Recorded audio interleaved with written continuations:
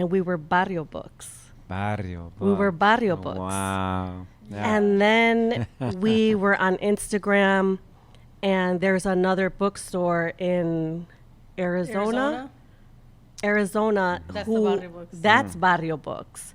And, you know, they publicly use it. And I consulted with an attorney friend that I had, and she was like, you can't use that.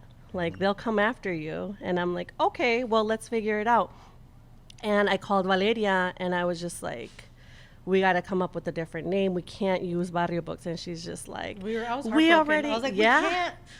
And like we couldn't It's already move. born. Yeah, Valeria like couldn't move past that, and I was like, we cannot use this. And she's like, I registered, I paid everything. So like Valeria's like very logistical, so she started calling people, and she's like, we can do it like another name, and we can just register as like doing business as. And I'm like, okay, well, what's gonna be that name? So you know, we're brainstorming, and I think it took us like a couple of weeks. It took us a long time, and it was like during, you know, the George Floyd protests. It was like there was a lot happening in the community, and there's this organization called like the People's Revolution that was like, you know, in Milwaukee, you know, going out protesting, things like that, and we were just, I don't know. I called Valeria, and I was like, what's something significant that like means something to you? Like, what has shaped you? Wow. What shaped you? What like got you here? And I don't even know why I asked her that question, but you know, I was just kind of thinking like, what is that? What is that thing that like got you to thinking of like to where you're at, right? Like what changed you? Mm-hmm. I was like, in like history. Conflict. Yeah, I was like in history. Think about history. Yeah, Like what is yeah. the time period that like changed you? And then Valeria was like, yeah. La Revo, like La Revolución. Wow. Mm-hmm. And then we started kind of like, okay, which revolución, right? Like Yeah. the Mexican Revolution, you know, the Chicano, you know, movimiento, like what was it? And then that's when Valeria, you know, we kind of started digging deeper. And then Valeria was like talking about the first time that she like picked up a book. Mm-hmm. And that's... I was at Tia Chucha's, and it was the first time I had seen a bookstore that was like a Latino, Mexican, Chicano bookstore. Mm-hmm. And the first time I had seen children's books in Spanish. Guess how old I was? 3. No, just kidding. I was 19. I was going to say as an adult. Sure. I was 19. It took that long to see. Yeah. Wow. And I'm sure they were here, Yeah. but or maybe I did see them and maybe I just overlooked them, but They weren't promoted. they weren't promoted. It wasn't like in a space where I was like, okay, this feels like mine, you know? So I think for me, like, books like really did change the course of my life. And I don't say that like, oh, you know, I read a book here. Like, no, I remember I was accepted into Marquette University, and they were throwing cash at me because they wanted me to go there. And when I found out UW-Madison had Chicano studies, I think I had already even the deadline to apply had passed. And I applied, and I made some phone calls, and as soon as I knew I was accepted, bye Marquette, I'm going. Like, the only reason I went to UW-Madison was because of Chicano studies. Wow. That is the only reason. Wow. And then Wow. my sophomore year, I went to visit Chicano studies at, ¿cómo se llama? Where Rudy teaches. In NYU, New York? Or? No, Oh, before wait. that.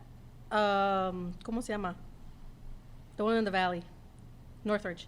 Oh, okay. Cal State Northridge. Yeah, Okay. I went there, and I almost transferred to Cal State Northridge because I'm like, I want this Chicano studies. They have I can actually get my bachelor's. Madison, you can only get a certificate.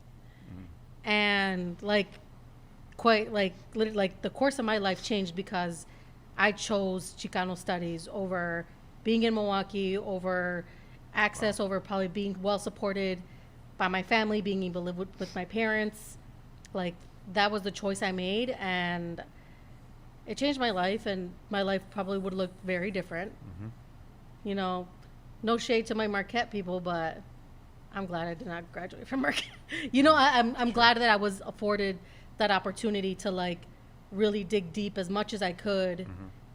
in Chicano studies at Madison. So for me, like, then, you know, meeting up with, I was a part of Mecha. I was a heavy Mechista in Madison. Like, man, I wanted to like drop out of school. I'm like, I want this to be my job. And through there, then that's when we started to go to the national conferences in California.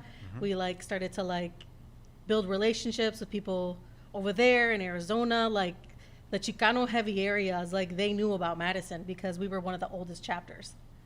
So I feel like Chicanismo has like taken me pretty far. My experience with Chicano literature was much different than that. I feel like I got some, well, just like Chicano culture. I got some because I'd visit Valeria in Madison. I didn't go to college until I was like 26. So I was going to college with Valeria. So I'd experience, right? Like we'd hang out in the Mitch office. I see the art that they were doing, and I'm just like, wow, this is like great. You don't see this kind of art. You don't see this kind of stuff in Milwaukee. Like we see it, right? But it's like different, right? Like she'd come home. She'd give us gifts. Like she gave my dad a picture of Emiliano Zapata one Christmas. And she like stenciled it. And I'm like, where are you learning how to do all this stuff? Like, I've never seen any of this. So she'd give us these like really beautiful gifts and just kind of expose us or just kind of treat us to some culture, different culture, right? Because we grew up pretty paisa.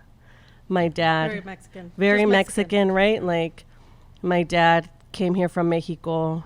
My mom was born here, but she like, you know, she got the treatment. She got right. Like we all just grew up very Mexican. So like Chicano and Mexican is like just like different. It's just different. But mine was different. My experience with brown literature was different because as my kids were growing up, like my mom would buy I was a teen mom. My mom would buy my oldest daughter books because she was like an assistant teacher and would buy her like The Very Hungry Caterpillar and like these just like very cute books that like Are You My Mother? Are You My Mother, right? Like just books that, you know, and a household has, right? The books that we're exposed to in school. And even like when I was curating like my own bookshelf at home, I was including pieces like The Catcher in the Rye, Mrs. Dalloway. I don't even know I've never read those books, but I was like, these are books that I gotta have. I gotta have these classics here to expose my kids to this literature so that they can have it at their fingertips. I didn't read any of them, but they were in my household. And it wasn't until like the pandemic in 2020, everyone was kind of creating like coming up with these like mutual aid community projects, right? Like I just saw that around me. I wouldn't say everyone was creating, but it was as like individualistic as getting through like the pandemic is like everyone was fighting over toilet paper. But like then you saw people that were creating, you know, mutual aid, like food drives. You know, some of our friends were kind of creating that. And I was looking for something to do with my daughters. And you know, we were getting outside more. We were chalking positive messages on the sidewalks, walking around our neighborhood. We were in Lincoln Village. And if you're familiar with Lincoln Village, it's like Kosciuszko Park is like huge. And there's a bunch of free little libraries in that area. And my daughters would go and we'd walk around Kazi Park, chalking, and notice the free little libraries all empty. So I told the girls like, oh, let's go home and clean out some of those books. Pulled out The Catcher in the Rye, pulled out Mrs. Dalloway. Oh my goodness. And just like books that we wanted to get rid of, we'd throw them in the wagon and like, let's go refill these little libraries because libraries are closed. Libraries are closed and people are not like reading or people are reading, right? These little libraries are empty. So then we'd like go back in, you know, a day or two and like they'd be gone again. And I'm like, okay, well, I'm not giving away any more books. It's time to like collect some from like the community. So we're, you know, I put up on my Facebook, like, hey, my girls and I are doing porch pickups. Put your books that you want to give away on your porch. we'll come pick them up and we deliver them to the libraries right away. And there was an love it. opportunity for a grant. Yeah, it was pretty incredible, right? To just Wow. like get out and do something like within our household, and then like give back during a super depressing and like tough time. And there was an opportunity for a grant. It was like $500, for a community project. And I'm like, okay, well, I want to apply for $500 so I can buy some new books and put them in the little libraries. And they asked for a project name, and I'm like, I don't have a project name, but everybody kept saying like, oh yeah, you're a book fairy, you're dropping off books. So then I'm like, okay, well, Barbie the Book Fairy.